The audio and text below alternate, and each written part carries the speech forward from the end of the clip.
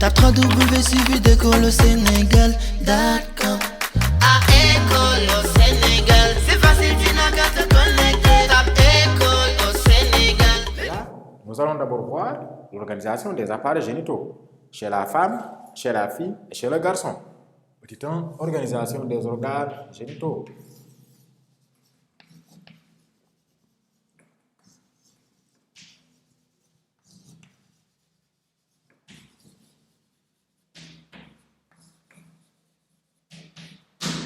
Petit a, chez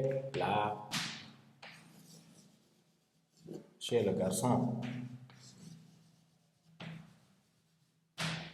Chez le garçon. Donc, pour cela, je vous propose de me suivre et de suivre le schéma qu'on va mettre au tableau. C'est bon? Voilà. Chers élèves, comme on l'avait dit tout à l'heure, nous allons voir comment est organisé l'appareil génital mâle. Autrement dit, nous allons voir quels sont les organes de l'appareil génital mâle. Pour cela, je vous propose ce document qui représente l'appareil génital masculin. L'appareil génital masculin. C'est bon? Donc, comme vous le voyez, l'appareil génital masculin est composé d'organes, d'un ensemble d'organes, à savoir, d'abord, vous avez les deux testicules qui sont là. Le testicule gauche, vous avez aussi le testicule droit. Du testicule gauche et du testicule droit partent deux canaux. Chaque canal que vous voyez ici est appelé canal déférent. Canal déférent, alors faites très attention, ce n'est pas différent, mais c'est plutôt déférent. Donc vous avez le canal déférent gauche, le canal déférent droit. Les deux canaux déférents, vous voyez, elles sont là, elles débouchent à ce niveau-là. Vous avez quoi? Vous avez la prostate à ce niveau.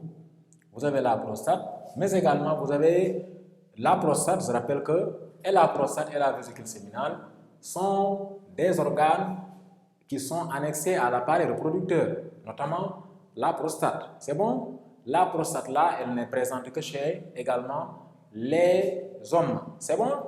Puis après là, les prostates, vous avez quoi? Vous avez en réalité vous avez l'urètre. Vous avez à ce niveau l'urètre qui est là. L'urètre également fait partie de l'appareil urinaire. C'est bon? Vous avez l'urètre qui va aller se longer dans un organe qu'on va appeler pénis ou verge. Donc voici comment est organisé l'appareil génital mâle. C'est bon? Maintenant nous allons voir le rôle de l'appareil génital mâle, mais le rôle qui va nous intéresser ici seulement, ce sera seulement le testicule. Les testicules. Nous allons simplement donner les rôles du testicule. Donc, les rôles des organes génitaux, le rôle des testicules, on va voir le rôle des testicules. 1A, 1 si vous voulez. Rôle des testicules.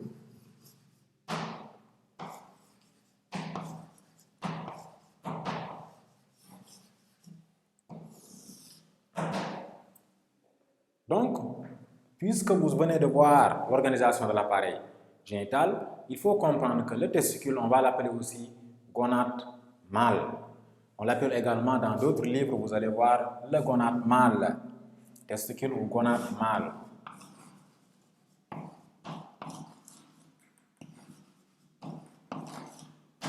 Gonade mâle.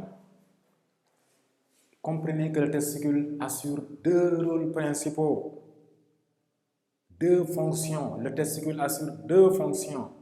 Une fonction endocrine et une fonction exocrine. C'est bon? La fonction exocrine. En quoi consiste la fonction exocrine? Parmi les rôles du testicule, il y a deux rôles principaux. Le premier, c'est une fonction endocrine. En quoi consiste la fonction endocrine? La fonction endocrine consiste, chers élèves, à la production d'une hormone masculine. La fonction endocrine consiste à la production d'une hormone masculine qu'on va appeler testostérone. testostérone. Donc, c'est le testicule qui produit la testostérone, notamment les cellules interstitielles de Leydig. C'est elles qui vont produire la testostérone. Mais ça, vous le verrez en terminale S. Ici, retenez simplement que les testicules produisent une hormone masculine appelée testostérone. C'est bon? Cette testostérone-là, elle va être déversée dans le sang, puisque c'est une hormone. Et quand le sang fera la grande et la petite circulation, cette testostérone va aller agir au niveau de la voix, pour que la voix devienne rauque, devienne la voix d'un homme. Ça va aller agir au niveau des cellules qui vont commander la production ou bien la production de barbe, de moustache, etc., etc. Donc cette hormone masculine-là, elle est responsable en réalité de l'apparition et du maintien des caractères sexuels secondaires. Donc voilà pourquoi on avait dit que à partir de la puberté, il y a des manifestations physiologiques qui ont lieu. Ces manifestations physiologiques parmi lesquelles il y avait développement de la musculature, développement en réalité des membres inférieurs, changement de la voix, etc., des poils qui vont apparaître. Tous ces caractères sexuels secondaires ont lieu grâce à la testostérone et que cette testostérone-là a été produite en réalité par les testicules au niveau des cellules interstitielles de Leydig. Ce qu'il faut comprendre, c'est que nous, en classe de 4e, on ne se limite qu'à dire qu'il y a 2 testicules au niveau de l'appareil génital humain, mâle. Par contre, en terminale S, vous allez entrer dans le testicule. Vous allez observer une coupe transversale du testicule pour voir qu'est-ce qui est dans le testicule. C'est bon? Mais vous ici, retenez simplement que les testicules produisent la testostérone. Cette testostérone, on l'appelle hormone masculine. C'est bon? Donc, la deuxième fonction, c'est la fonction, en réalité, la fonction exocrine, on va dire. Exocrine. Donc, c'est quoi la fonction exocrine? La fonction exocrine, c'est le rôle que les testicules jouent en réalité dans la fertilité. Voilà pourquoi tout à l'heure je vous ai dit, c'est à partir de la puberté que le garçon est capable d'être père, c'est-à-dire de donner naissance à un enfant. Pourquoi il est capable de le faire à partir de la puberté et non à l'enfance, c'est-à-dire avant la puberté? C'est qu'avant la puberté, il n'y avait pas le développement de ces gonades. Le développement de ces gonades n'est survenu qu'à la puberté. Et quand ces gonades se développent, elles vont en réalité avoir la capacité de produire, en réalité, de faire ce qu'on appelle le phénomène de la spermatogénèse. Encore une fois, ça, c'est le terme scientifique, mais que vous allez voir simplement en terminale S. Pourquoi je le dis ici? C'est parce que j'ai besoin du mot spermatozoïde. La spermatogénèse. Je n'entre pas dans les détails de la spermatogénèse qui concerne le programme de la terminale, encore une fois. Mais retenez que le processus de la spermatogénèse a lieu dans les testicules et aboutit à la formation de ce qu'on appelle d'un spermatozoïde.